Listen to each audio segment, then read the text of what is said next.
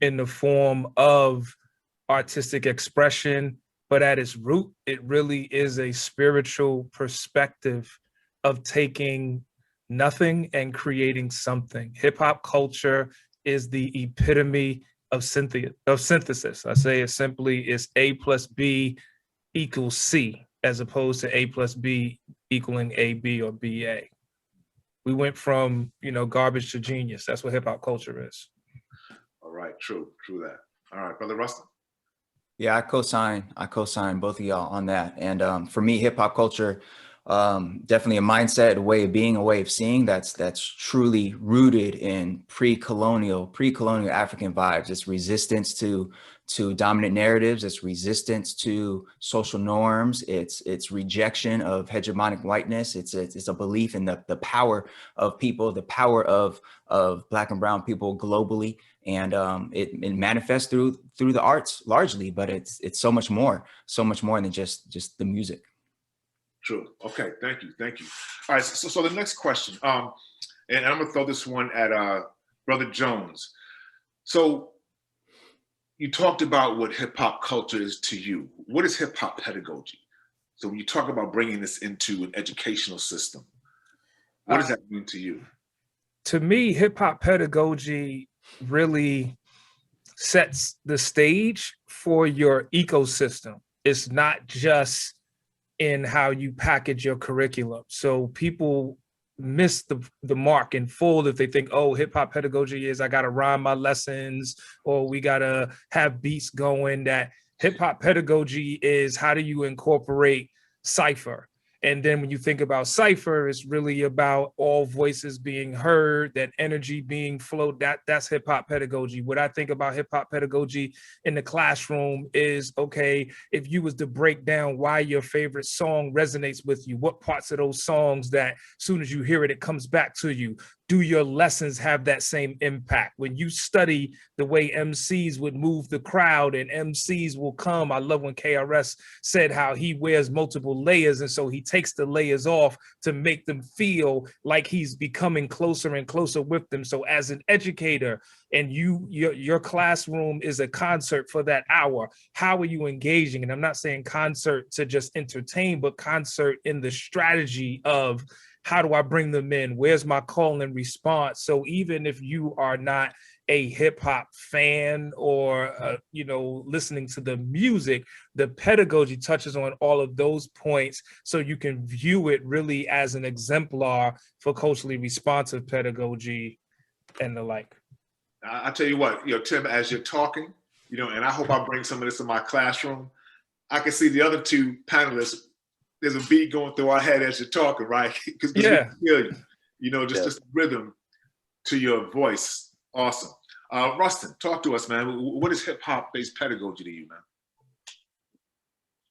Yeah, hip hop pedagogy definitely makes space for students and loves students and allows them to I'm sorry, it says internet connection unstable. So hopefully I'm not tripping on y'all, but it allows students to be themselves and see themselves. Going back to this concept of something from nothing, hip hop pedagogy allows students, it gives them the keys to the classroom and allows them to demonstrate their learning and to engage in the material in the way that they see fit, the way that best matches them and who they are. So hip hop pedagogy makes room, whether it's students who want to actually utilize the arts in their demonstration of what they learned, or students who want to use different techniques for actually engaging with each other and engaging with the content. Hip hop pedagogy makes space for all of that. It views students as the talented, brilliant, young, artistic minds that they are, and allows them to take command of the learning experience. I like that. Let them take command of the learning experience. Dope. Brother Woodley, what is hip hop pedagogy? And I want to piggyback off of both of those responses because it's rooted in a collectivist approach to education, as opposed to the more traditional individualistic way that we are taught to teach. And with hip hop pedagogy, it's an invitation and it promotes community in the classroom. It invites the students to become a part when you are ready and how you are ready.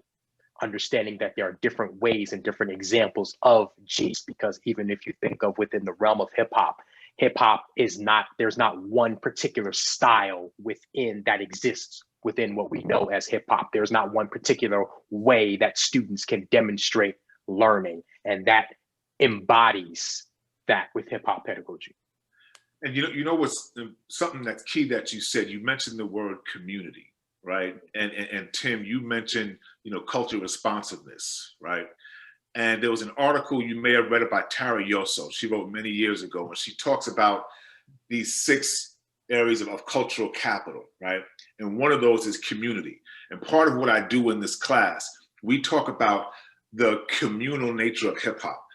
You know, how folks always talking about their neighborhood and their boys, and they bring them along. That community is important. So when we're in the class, not only do they see themselves, but I want them to see their classmates. And so I try to build community, as part of what we do in this classroom, because I want them to not just learn and see, but I want them to feel. And being part of a community is part of that. Yeah, thanks for mentioning that. So let's go on to the next one. So I'm gonna throw this next question out at you, Brother Rustin. So, when I started doing research on this class, like I was saying earlier, there are hundreds of hip hop courses taught on university campuses all over the country. But as I started to look for the K through 12 level, the high school level, I couldn't find classes dedicated just to hip hop. Now, I'm not talking about a teacher doing a lesson here or there, incorporating, hip hop to scaffold to something. That's not what I'm talking about. Dedicated just to the academic study of hip hop. And what I wanted to ask is, why do you think that hip hop education has taken root at the collegiate level, but not so much at the public school K through 12 level? Yeah, that's because we still have, when I say we, the education system still has a deficit view of young people, especially young Black people, and the view that hip hop is like not serious and that it's not appropriate and doesn't have any place in the classroom. That's why. So, I've been teaching for a long time. This is my 17th year, and way back in 2004, when I entered the public school classroom, and I realized, like, look, this curriculum straight up is not seeing my students. This curriculum definitely is not connecting with students. Right then and there, I was like, no, we got to create something new, create something different, because you referenced Tara Yoso, Community Cultural Wealth, 2006, UC Riverside scholar out here. And that rejection of white norms, that rejection of this idea that students are like empty vessels and we got to teach them how to function in a white society. It's like, nah, they actually are bringing so much wealth to the table. They're bringing so much wealth, linguistic capital, all this, that we got to nurture that and make space for that. K-12 system still, in too many parts of it, it still has this deficit view of marginalized students. And in higher education, there's enough scholars that see the value in hip hop that they created their own way. So we need more of that from K-12 educators, K-12 teachers for sure. All right. And so Tim, Sean, either one of y'all can jump in. I just want to say, I was sitting here thinking, and a different perspective came to me, is that although higher ed is full of nonprofit institutions, they're in the business of making profit. So you have a generation now who are in higher ed that identify as hip hop. Most of those courses are the courses that there's waiting lists for. Mm-hmm. So therefore, there is a profit motive to begin to delve into this discourse. Another piece that I think about is that oftentimes when you think about hip hop, you tend to think about music, you think about the music, you think about the mature subjects and the language. And so between higher ed, at least minimally seeing the students as consumers and let me provide a product, K-12 doesn't have to be respondent and value the people at all. So, because at the end of the day, the budget is the budget, it's your tax dollars.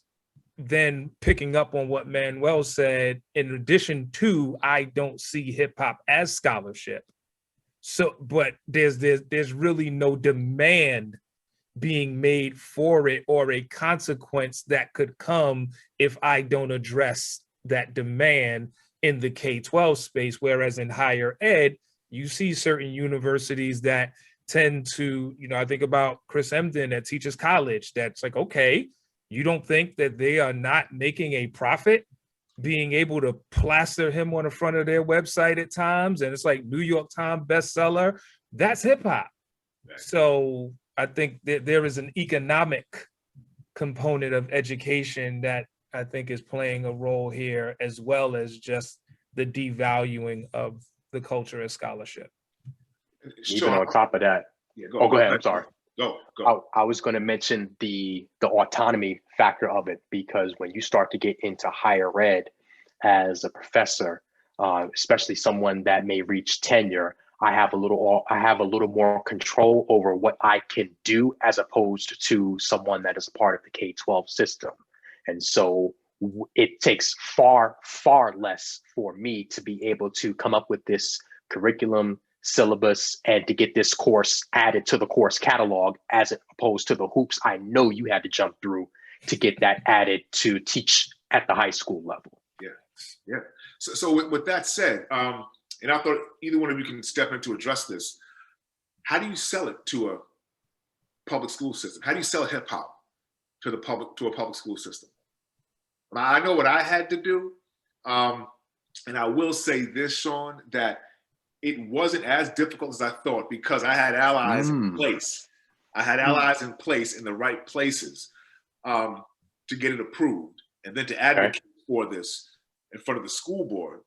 But I had when this class was first accepted, and someone out in Arizona got wind of it, and this dude called me and said, how did you get this done? I want to get this done. I'm in a red state. How do I get this done? And we talked for 45 minutes, right? We had a follow-up call, then I didn't hear anything from him. So I finally got in contact with him, and he said, it's a no-go. And that was it. Last I heard from him. He tried to get it implemented, but how do you sell hip hop, man, to a school district? What are the selling points? Yeah, if you don't mind, I'll start with that. I'll be honest, it's probably going to be more difficult now in today's context than it was when I did it years back, because now everything's been politicized, obviously. My old answer would be just obviously sell the seriousness of it, the scholarship behind it. I pulled out college syllabi from these hip hop courses and in the readings that my students will be doing, and how they'll be using it as a vehicle to learn about everything from, white flight and benign neglect to, just all kinds of stuff, like selling the seriousness of it. But now I think in today's environment, that teacher in Arizona, I assume somebody was like, well, this is getting into race stuff, and you hear critical race theory all over the place now. I was part of developing an ethnic studies curriculum statewide for California, and it almost didn't pass because now so many folks are terribly afraid that we're indoctrinating youth. So it depending on the area, it's going to be more difficult now than I think a few years ago, but definitely got to lean in on the fact that it's culturally responsive, lean in on the fact that it's rooted in academic scholarship, lean in on the fact that most districts can't really point to anything they're doing especially for our Black students. When if you were to ask them, well, what are we doing for our Black students specifically? You get a whole bunch of word salad, like they have no answer. So this is one offering that helps fill that void. But yeah, I think it really is politicized in different areas. So it's not going to be the same experience for each teacher. Yeah. What's interesting, I'm gonna let you jump in a second, Tim. I don't know if I shared this story with you, Tim, but the first time I had you come to speak to my class, maybe 4 years ago, this is before the hip hop class, but you would come to speak to my AFAM class. And I wanted to invite one of my white students from my sociology class to come hear you. And I said, look, I'm having this hip hop scholar as a guest speaker. I want you to come and check him out. And he kind of cocked his head to the side. He smiled, and he had a smirk on his face. And I said, what are you smiling? What's the smile for, the smirk for? He said, hip hop scholarship. Scholar. I've never heard those two put together before, and it just sounded weird, right? And that just the light bulb went off, and that was like, yo, I got to get this done. But he did show up to that class, and he was blown away. He did show up, and I think we went to school. He majored in music, somewhere down in Louisiana. But okay, yeah, I thought that was interesting. But I was just gonna say, I think in this current climate where to some it may be a negative, I think it's a perfect time to push it from the lens of civic and community engagement. Like K-12 is supposed to be developing the citizenry, and there's this civic engagement component. How can you really talk about civics and social justice in the 21st century and not address hip hop? And then, if depending on where your school is and the audience that you are serving, for you not to use hip hop, I dare someone to present a better strategy for multi-generational collaboration. Good point, man. And I was just going to connect it, kind of piggybacking off of that, to thinking from like a business perspective, you know, even as a school and as a school system, a district, you have certain goals, you have certain objectives that you are trying to meet, and look at that data. What does that data say about the attendance? What does that data say about the achievement of your scholars? And then break that down by race, by gender, and so forth. Is there an opportunity to improve that by changing or adding and enhancing the curriculum? We know that students have an interest in this area. We know, or at least can be informed, those that are not aware, that hip hop is scholarly. So we have to kind of we have to take off our educator hat and put on our sales hat here and start to really think about this and connecting it to end game and value, as opposed to just presenting it as not as opposed to, but instead of presenting it as something that is just new, make sure that we highlight the value of it so that they can see the connection and how it can benefit and help reach students and meet their goals. Good point. Let me ask y'all this question, see if you can get the answer to this. So this is anecdotal, but I do this one assignment. When we're starting the class off, if you remember the movie Brown Sugar, the movie starts off, how did you fall in love with hip hop? So that's one of the first questions that I ask, one of the first writing pieces that they have to provide for me. Past 2 years, overwhelmingly, how do you think most of these students were introduced to hip hop? And this is getting to that multi-generational thing that Tim just mentioned. How or who? Who, either one. You can say who introduced them. Parents. Yeah, I was gonna say, I mean, now but it's interesting, it's a nuance, because now hip hop is old enough that they may have been introduced to it by their parents. Yeah. But then are they connecting it to what they are consuming amongst themselves as hip hop? Because I've been in spaces where when you say hip hop, they think about, oh, that's the older stuff, whether they calling this rap or whatever they're calling it. Yeah. And I'm not saying that to throw shade on it. I'm just saying that because it's not being taught to them as a continuum, it's like, oh, you know, LL, that's what my uncle rocks to, but Lil Baby is what I rock to, but nobody's making a connection that would go from LL to Lil Baby. Yeah. You know what I mean? It's like they may watch Latifah on The Equalizer and not know that she was a rapper. Right. Oh, yeah.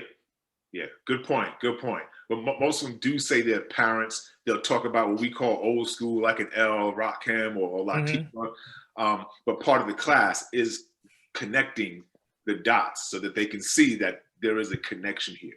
All right, so let's move on to the next question. Oh, I got so many more questions here for y'all. Sean, I'm gonna hit you with this one, man. So outside of history and the arts, where else do you see hip hop education across the curriculum?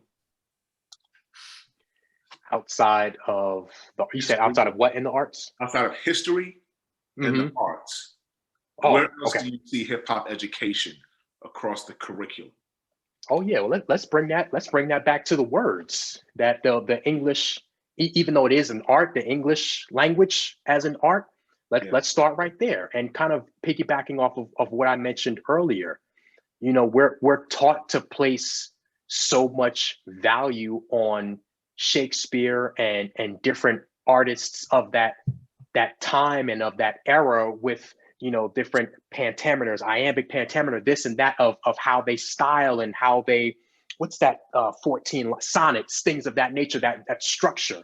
And there is so much opportunity to break down the wordplay, the connections, the themes, the ideas between the ideas within hip hop, and just there are certain lines that, I mean, they'll go over your head. And when you sit down and actually look at it, oh snap, this guy's like Jay-Z. He does this all the time.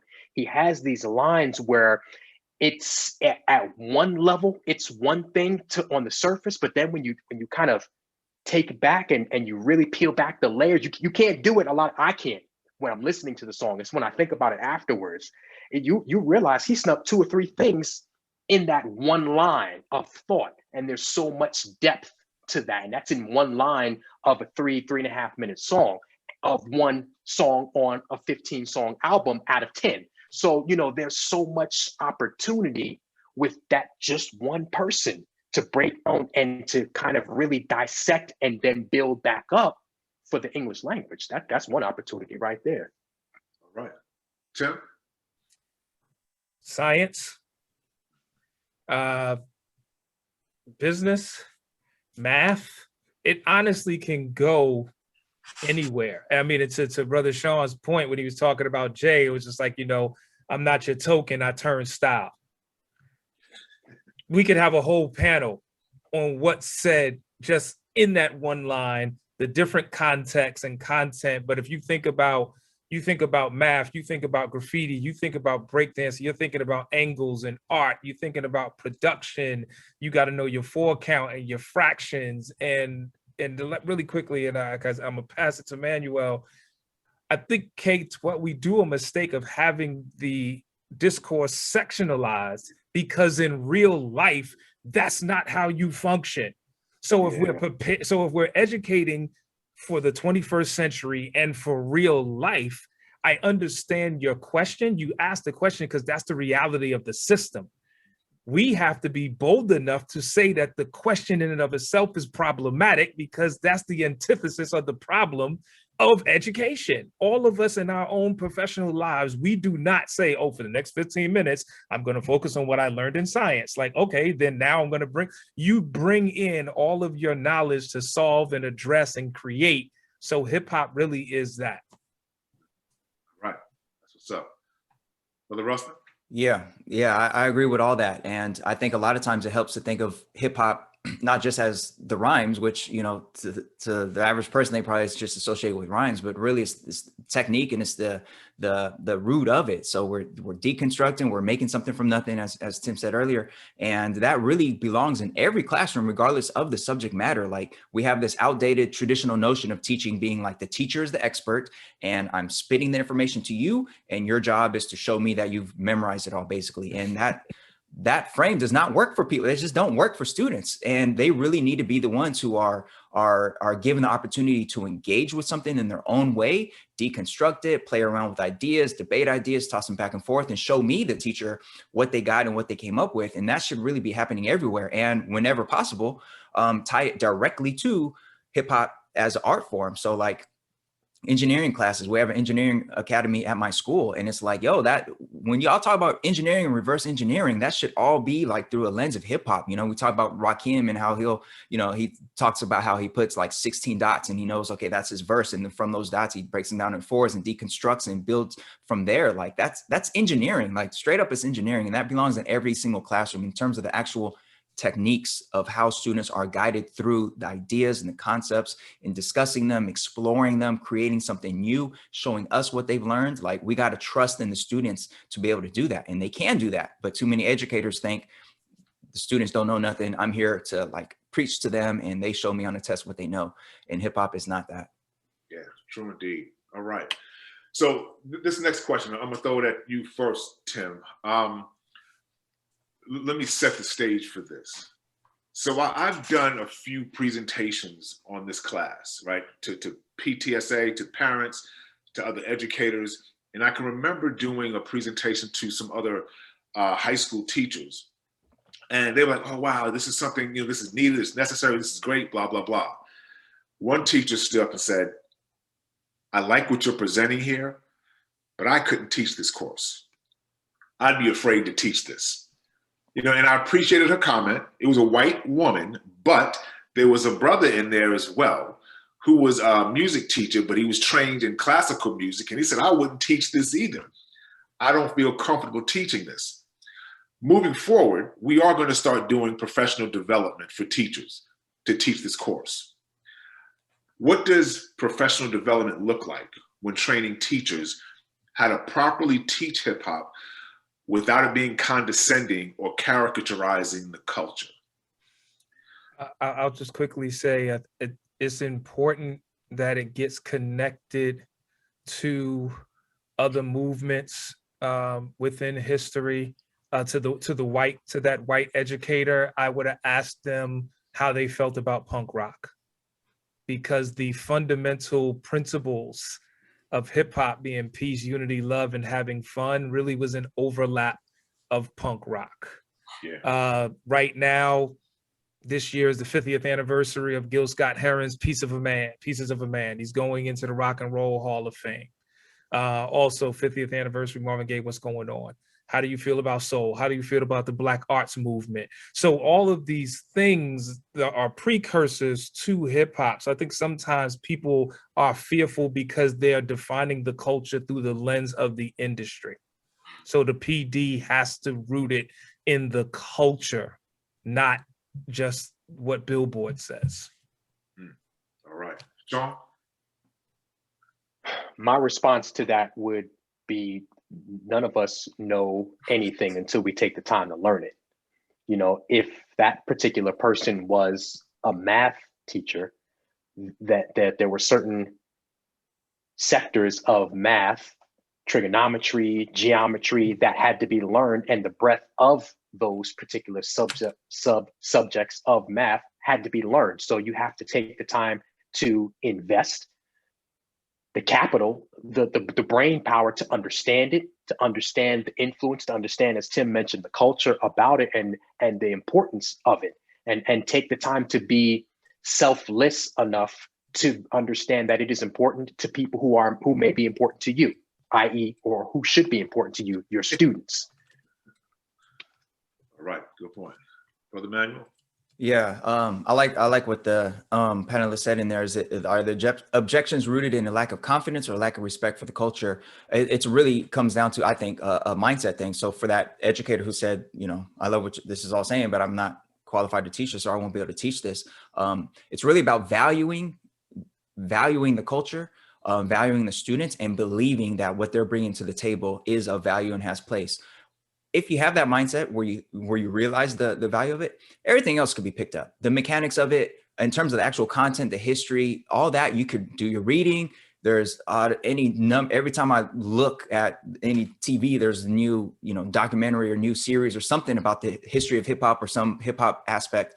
All the content is there, but you have to believe that it's valuable. If you don't have respect for it and don't believe it's valuable, then you shouldn't teach it. Straight up, you just shouldn't teach it.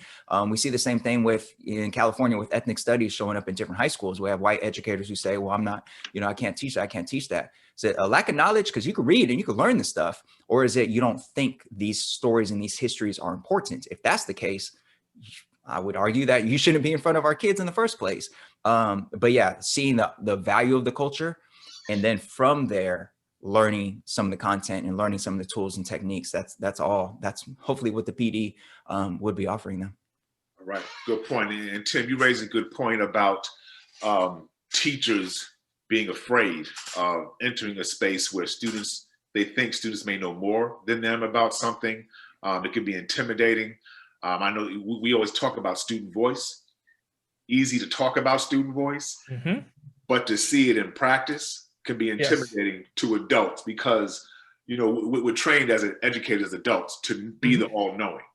Yes. And give up that power. And there has to be a distinction between power and control. Yes. And teachers are trained to maintain control, and they've just made that synonymous with having the power. So the thought of sharing the power to them means a loss of control. Yep. And so why would I want to teach something that could ignite? What Pac said, it's like, hey, I may not change the world, but I may say something that sparks the mind of one who will. Do we really want to educate to liberate, or are we just educating for the assimilation into the status quo? Because the truth is, the hesitancy for hip hop really should make that educator look in the mirror and ask themselves why. Yeah, right. Yeah, that's what's up. Sean, I'm gonna come back to you on this one. Mhm. So this next question here, you know, like all other academic areas, they have seminal works, right?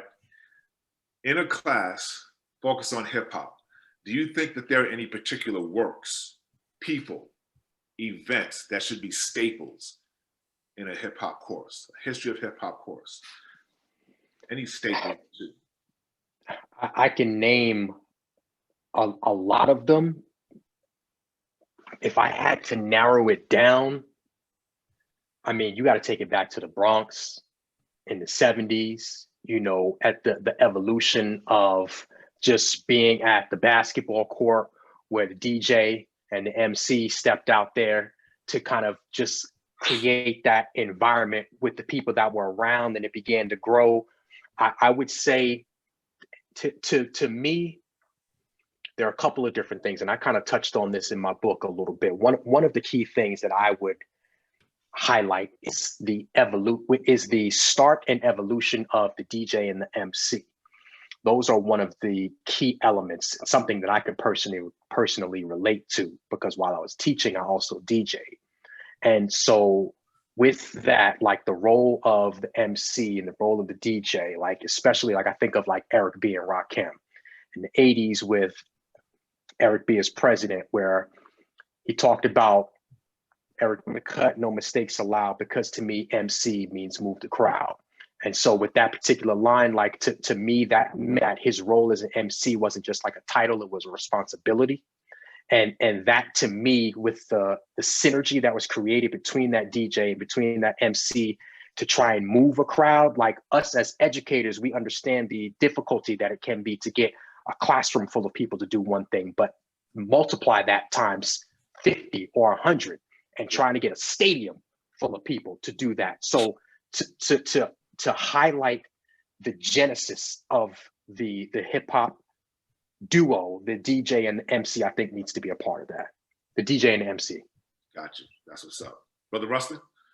Yeah, as far as topics or events, definitely got to start in the South Bronx. Absolutely. So I teach out here in LA, and my class, we always start with Kool Herc and his parties, and you know, him deconstructing things, making something new and all that.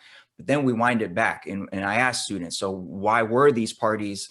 Why was it Black and Latinx folks up in here, when if you look at pictures of the Bronx from like the 20s and 30s, it's like all white. So how did this happen? And then we wind it back and we learn about white flight and Bob Moses and benign neglect and all that.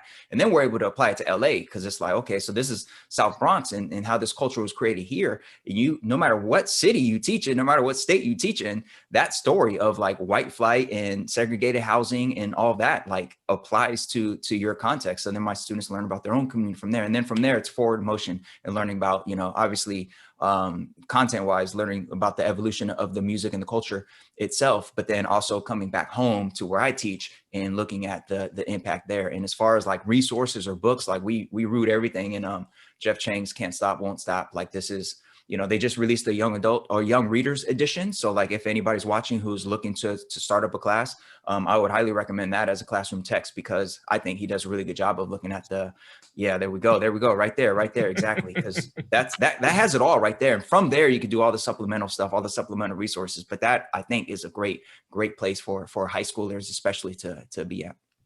And as a matter of fact, Tim, I'm coming to you next on that. Because Tim turned me on. As a matter of fact, this is the copy that Tim sent to me because we had a discussion on it. Nice. It is now in the pipeline to be approved in my county, because this is going to be the staple text for the class. So when that happens, I mean, y'all know about it, but I'm waiting for that approval process to complete itself. So Tim, to you, what are some staples or a staple that should be in this class? I think the beauty of it is like now we can create playlists.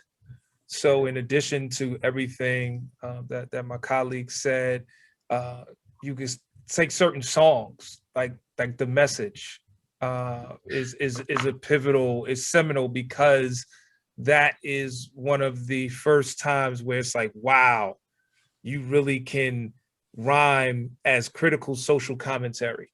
Also along those lines, the Beat Street in particular, the ending performance. The fact that Melly Mel was telling us to not be a slave to a computer in 1984, and think about where we are now with technology.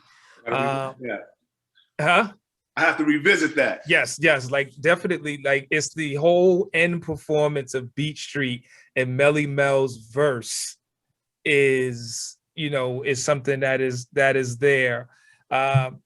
Here, somebody, I'll just dive down. We talk about making sure that you do a good job of tracking the voices and the role that women have played from the business side all the way as the artist side. So because a lot that doesn't get elevated enough. And so sometimes people will think hip hop is just about the males, and then you run into those issues. So we could go on, but just from a seminal thing, I would say the message, and then focusing on the role that women played in the beginning, and the contribution of people from different cultures, the Caribbean, I guess we talked about white people, and Asian, that influence. So I would focus on it being multi-ethnic, and build up from there.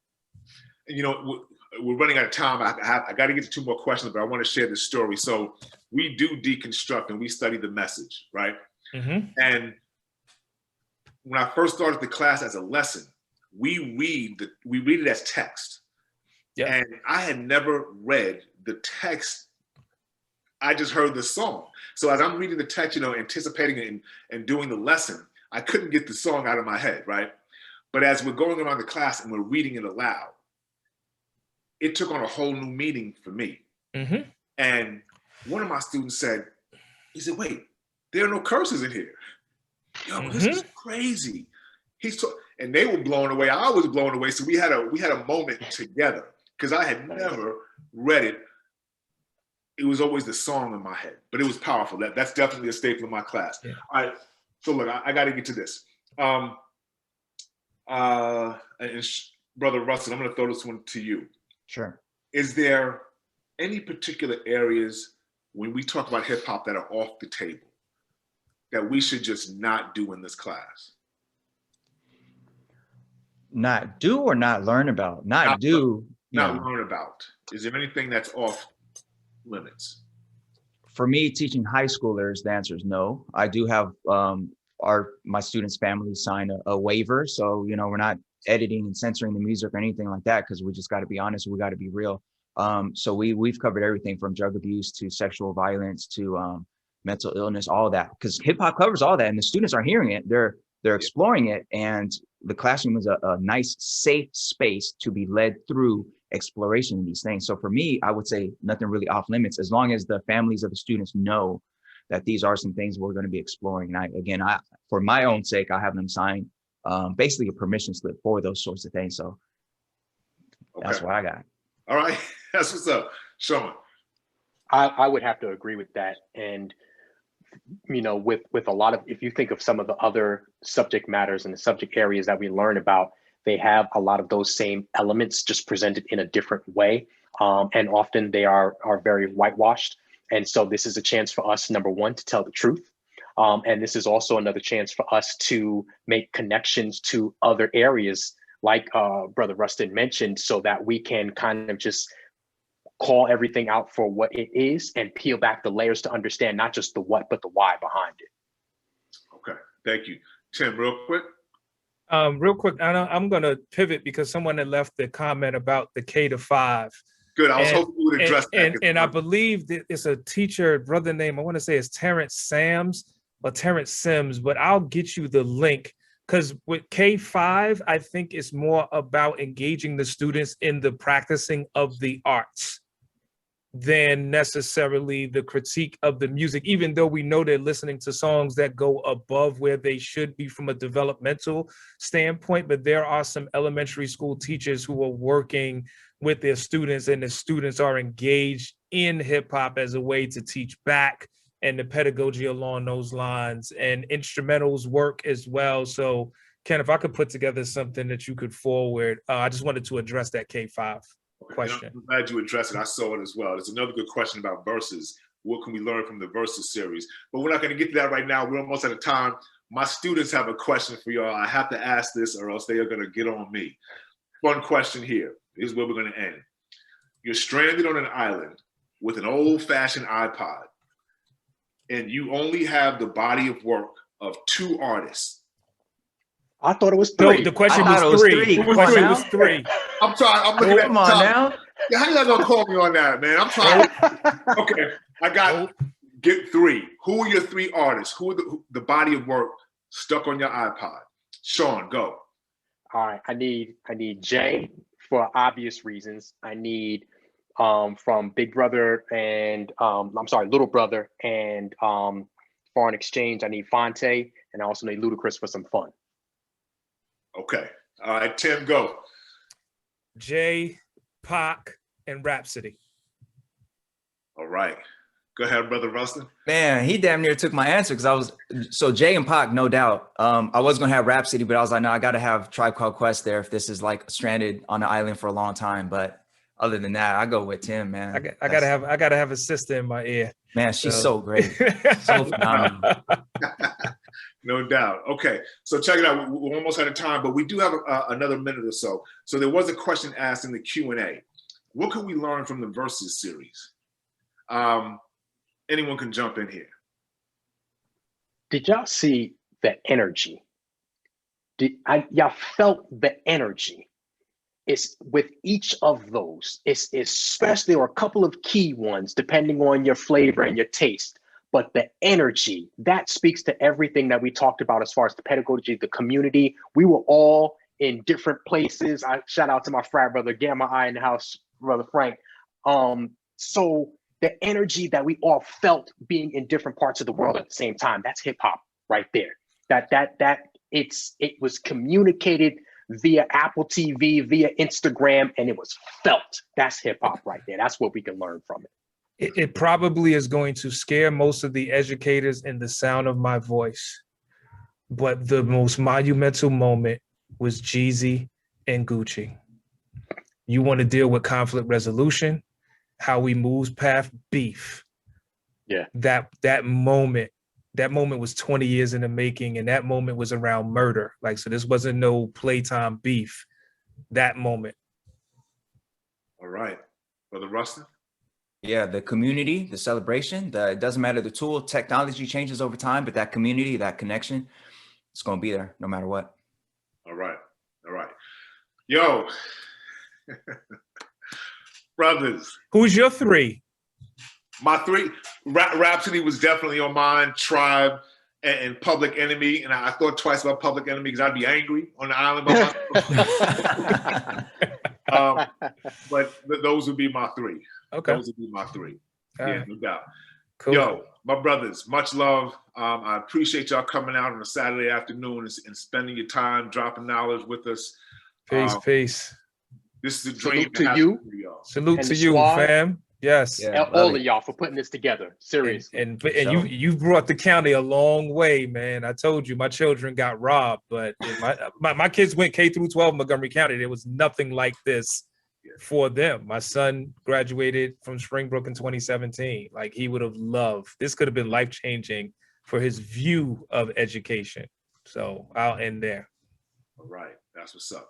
So with that said, again, thank you, brothers. Y'all have been a huge inspiration for me, and moving forward, I'm still Peace. catching y'all with me, no doubt. Peace. Likewise, we here for you. Take Peace. care.